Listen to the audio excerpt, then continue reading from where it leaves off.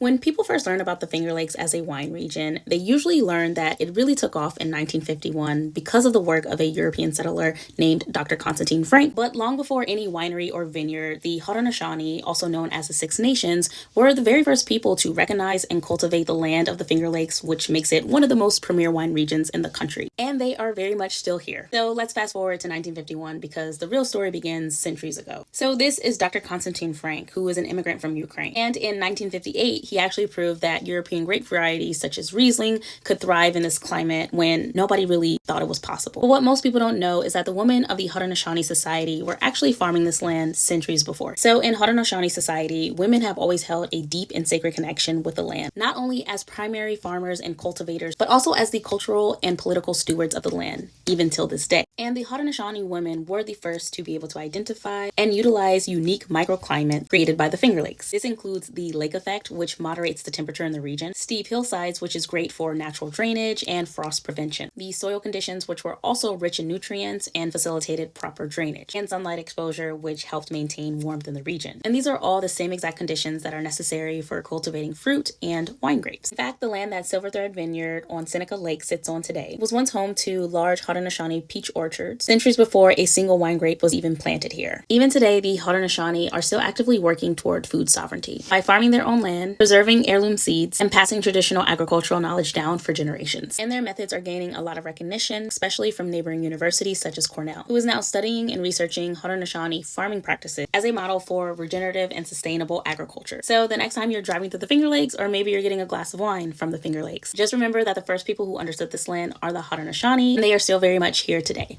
Cheers.